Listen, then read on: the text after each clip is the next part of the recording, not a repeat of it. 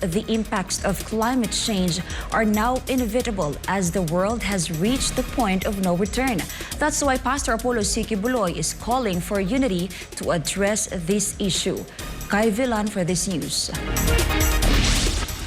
Pastor Apollo C. Quiboloy declared that we have now reached the point of no return regarding climate change. This follows extensive flooding that occurred in Libya, resulting in the loss of thousands of lives.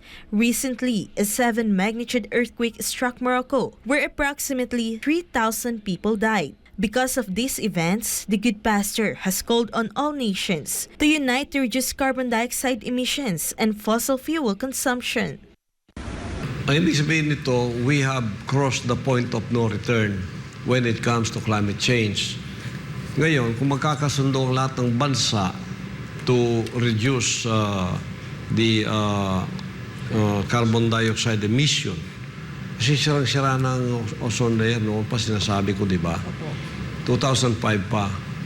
According to Pastor Apollo, nature should be cherished because it is a gift from God. He added that it is also possible that nature may retaliate against humanity due to its greed and neglect. Kapag sinisira natin ang planetang Earth na binigay sa atin, sinong masisira? Di ba tayo rin? Dahil sa kasakiman at kamunduhan ng tao. Oh, puro greediness, puro selfishness, puro pang sarili. Kung anong mahahakot nila para sa kanilang sarili gagawin nila without caring for the environment. You know, trees are already here without us and they will remain here without us. If we cut them off and then we destroy the nature God has given to us in wanton greediness and selfishness, it will all come back to us. Tulad ito, itong mga desierto ito, di nakakabahanon yan. Ngayon, doon na pumupunta. Climate change yan eh.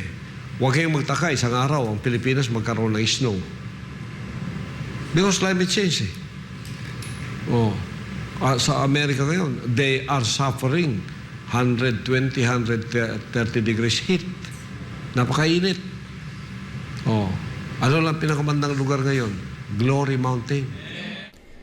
Turcal Pastor Apollo is a well-known environmentalist in the Philippines. He founded the Sunshine Philippines movement and dedicated it to preserving environmental harmony and advocating for the protection of nature. One of the primary showcases of Pastor Apollo's efforts is the Glory Mountain, where thousands of pine trees have been planted. The ongoing planting of pine trees in the Philippines, especially in Davao City, under Pastor Apollo's leadership, has been a significant contribution. What was once a flood-prone area in the southern part of Mount Apo is now a sanctuary for preserved nature. Tayo nagpasimula ang Sunshine Philippines movement in our own little way to help mitigate climate change. Salamat naman sa Glory Mountain, we made our own climate change. Napakaganda ng weather doon, pinagpala ng Ama. Ngayon, kung magpapasimula tayo, the effect will be in 10 to 15 years. Kung lahat magtatanim ng mga punong kahoy para bumalik muli ang ozone, pagkatapos ang carbon dioxide emission mawala, babalik yung dating sigla ng ating planet Earth. For God and my beloved Philippines, Kai Vilan, SM9 News. Later, Representative Richard Gomez is now promoting the use of earth-balling machines in the country. What is the purpose of this initiative? Here's MJ Mondihar with the report. The world is feeling the severe effects of climate change, in increasingly powerful storms leading to flash floods and extensive flooding. There is also an alarming rise in extreme heat in various parts of the globe. One of the causes of climate change is deforestation. With this, in a privileged speech, later Representative Richard Gomez emphasized the urgency of planting more trees in the Philippines. On the average, a tree absorbs 25 kilos of carbon dioxide every year. Per capita greenhouse gas for Philippines is about 1.2 tons per year. This means that just 48 trees absorb the equivalent of greenhouse gases for one Filipino per year. And trees do more than just absorbing greenhouse gases. Trees give us shade, prevents erosion, prevents flooding, and enhance the beauty of our surroundings. To aid in tree preservation, Gomez suggested using earth balling machines in government projects, particularly those that would otherwise harm trees. As per DENR, earth balling is defined as the process of moving trees by digging out the earth and the roots in a circular shape, leaving most of the root system undisturbed and intact. Earth balling is not entirely new in the country, according to Gomez. In fact, it has been used in Cebu City and Puerto Princesa City in Palawan for infra projects. However, many regional offices of the Public Works Department need more budget for this method. Nasa 10 to 20 years ang kailangan para makapag-produce sa mga matatayog at mayayabong na mga punong kahoy gaya ng inyong nakikita. At sayang kung ito'y mahahagip lamang ng isang iglap ng mga proyekto ng pamahalaan. Sinasabi na last option ang pagpuputol ng mga punong kahoy sa mga government projects at available lamang option na yan kapag hindi pwede ang earth balling method. I also found out that if earth balling was undertaken at present, it would be done manually, which is laborious and an expensive process. I believe that it is because of this complication that tree cutting permits are methodically granted to DPWH for road widening programs. To combat climate change, Gomez plans to propose legislation making the presence of earth balling machines mandatory in all DPWH and DENR offices. He then called support from his fellow lawmakers. This slide will show us how a tree is successfully earth balled and replanted. Yan, may kita nyo dyan. Yan yung mga klase ng earth balling machines na pwedeng gamitin kung kailangan natin ilipat ang mga puno kung meron tayong road widening programs. And it only takes about 30 minutes to ball one tree. Time is of the essence. We do not have the luxury of 20 to 35 years for a tree to mature. We know that climate change is not coming. Climate change is already here. And we have to act fast. We have to act right now. For Ganamabal of Philippines, MJ Mondihar, SMNI News. The United Arab Emirates sent rescue teams and critical aid to the flood victims in Libya as the disaster killed thousands within a week. Crater Omore reports. The United Arab Emirates was one of the first countries to have sent urgent aid to Libya to help the victims of the floods caused by Storm Daniel.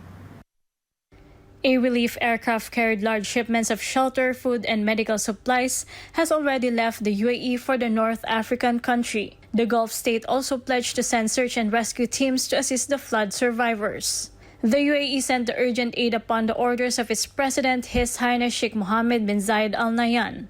The devastating floods caused by Storm Daniel reached a peak in northeastern Libya on the 10th of September.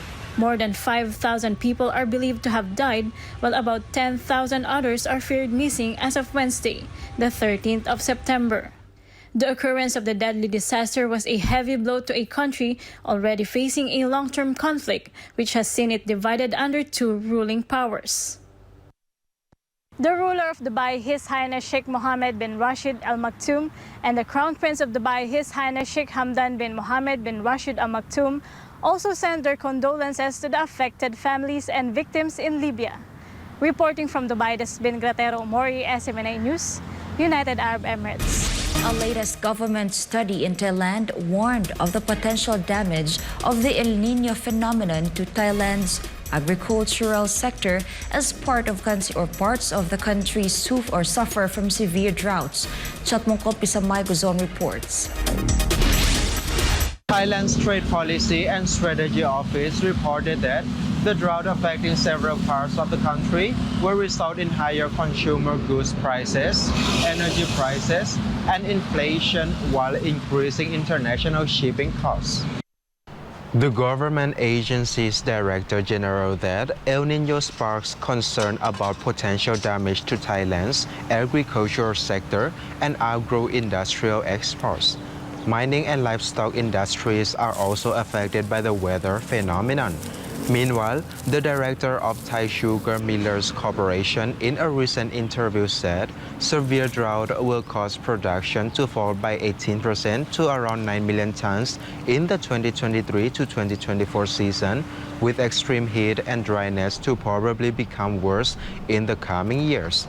The United Nations in July warned the world to prepare for the effects of El Niño, saying the higher global temperatures will stay throughout 2023. International experts have also warned of longer El Niño and La Niña events and how the weather phenomenon will disrupt the flow of rice supplies worldwide. Experts have previously warned that record-breaking temperatures, reduced rainfall, and changes in the natural climate are set to damage Thailand's economy and increase poverty in the coming months. รายงานจากราชบุรี นายชัดมงคลวิสมัยโกศล SMS ประเทศไทย สวัสดีครับ